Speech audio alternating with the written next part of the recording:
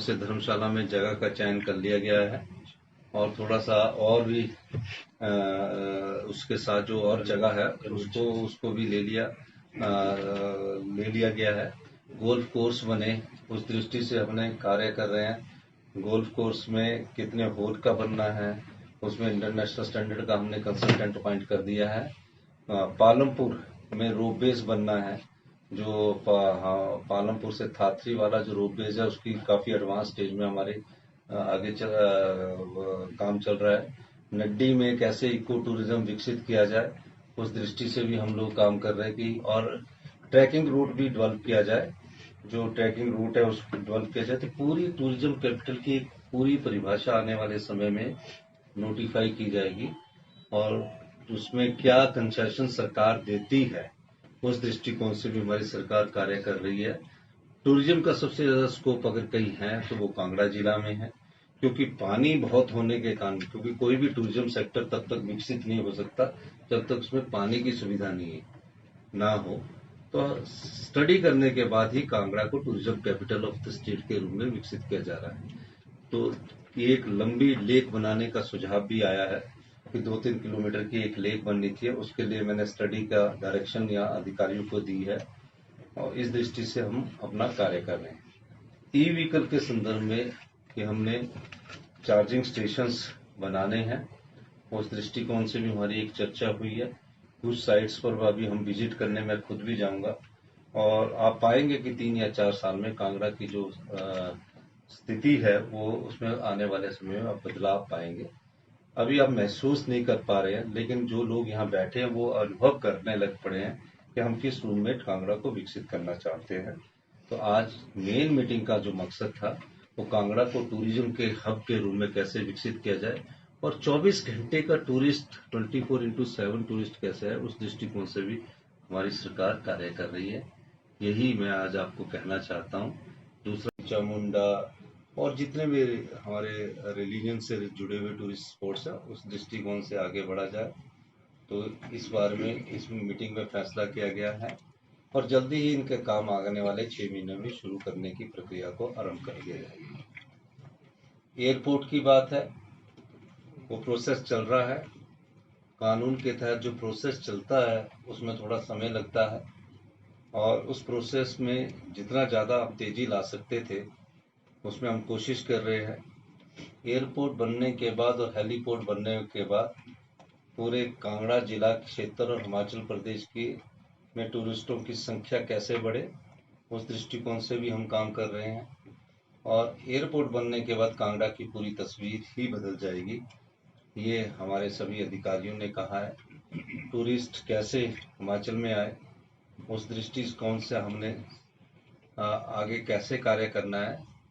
में जैसे कि डेस्टिनेशन मैरिज का टूरिज्म में इंटरनेशनल कन्वेंशन सेंटर्स हमारा यहाँ बन रहा है, वेलनेस सेंटर बन रहा है और सब प्रकार से टूरिज्म को कैसे बढ़ावा देना है, उस बारे में आज मेन एजेंडा ये था।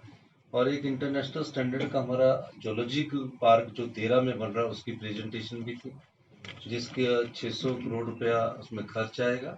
230 करोड़ का इनिशियल एस्टिमेट है, जिसका कार्य आने वाले समय में 1-2 महीने में उसकी बाउंड्री वॉल जो है उसका कार्य शुरू कर दिया जाएगा और बाउंड्री वॉल का जो काम है वो उसका एस्टिमेट बन रहा है और उसका काम को हिमुडा के माध्यम से किया जाएगा। ये आर्थिक स्थिति ठीक नहीं है, हमें आर्थिक बदहाली के दौर से गुजर रहे हैं, लेकिन कांगड़ा में विकास में कोई कमी नहीं आने दी जाएगी। और जो आर्थिक बदहाली का ये दौर है, इस अर्थव्यवस्था को पटड़ी पर लाने के लिए तकरीबन 4 साल लगेंगे और 4 साल में जब ये अर्थव्यवस्था पटड़ी पर आएगी, मैं दावे के साथ कह सकता हूँ कि हिमाचल प्रदेश हिंदुस्तान का सबसे समृद्धशाली राज्य और अमीर राज्य के रूप में जाना जाएगा। ये तो टूरिज्म के बात है। हम हाइड्रो में बहुत आगे जा रहे हैं, हम सोलर एनर्जी में आगे जा रहे हैं, हम ग्रीन हाइड्रोजन, ग्रीन अमोनिया की स्टडी कर रहे हैं। हमने जो इस बार का जो बजट पेश किया है वो यहाँ के प्राकृतिक सौंदर्य, यहाँ के वातावरण को देखकर और जलवायु को देखकर प्रकट किया है। तो इस बजट के माध्यम से हम यहाँ कार्य करने आए के और बैठक के माध्यम से फीडबैक लेने आया हूँ। अभी हमारे शिक्षा मंत्री रोहित ठाकुर जी भी है नया स्कूल का कंसेप्ट लेकर आए हैं। आशीष पटेल जी हमारे CPS है शिक्षा में, तो Rajiv Gandhi day boarding school की जो जगह शिक्षा विभाग के नाम पर हो चुकी है, उनके लिए हमने फर्स्ट क्लस्टर में प्री नर्सरी से लेकर 8वीं क्लास तक के लिए 5-5 करोड़ रुपए की अभी पैसे का आवंटन किया है। और 13 अभी फर्स्ट फेज में हम जिनके नाम पर जगह होगी Rajiv Gandhi day boarding school बना रहे हैं, जिसमें बच्चा प्री नर्सरी से लेकर 12th तक की पढ़ाई इकट्ठा करेगा। 20 करनाल में स्पोर्ट्स कॉम्प्लेक्स होगा। इस दृष्टि से आज हमारे एजुकेशन मिनिस्टर साहब साइट का विजिट करने गए हैं और उसके टेंडर 1-2 महीने में होने के बाद उनका फाउंडेशन फॉर्म करेंगे। अब कोई चीज जो सोची जाती है और उसको धरातल में लाया जाए और धरातल में लाकर उसको पूरा करने के लिए समय लगता है। आप देखेंगे कि इन स्कूलों में आने वाले समय में बेस्ट इंफ्रास्ट्रक्चर, वर्ल्ड के बेस्ट इंफ्रास्ट्रक्चर होंगे जो गांव के बच्चे जिसमें पढ़े। उस संदर्भ में आज हमने सभी अधिकारियों से बातचीत की, क्या समस्याएं आ रही है, उन समस्याओं को कैसे निपटाना है और किस प्रकार कांगड़ा को टूरिज्म कैपिटल के रूप में विकसित करना है। इस दृष्टिकोण से आज हमारी चर्चा हुई है। मुझे बड़ी खुशी है कि जो हम सोच रहे थे उसमें काफी स्पीड से यहाँ कार्य शुरू हुआ है। हमारे सभी विधायक, माननीय मंत्री जी, चौधरी चंद्र कुमार जी, सभी लोग यहाँ, वरिष्ठ नेता बाली जी, सुधीर जी, आशीष जी और किशोरी लाल जी, संजय रतन, गोमा जी, केवल पठाने जी, मनिंदर राजन जी, सभी उपस्थित हुए।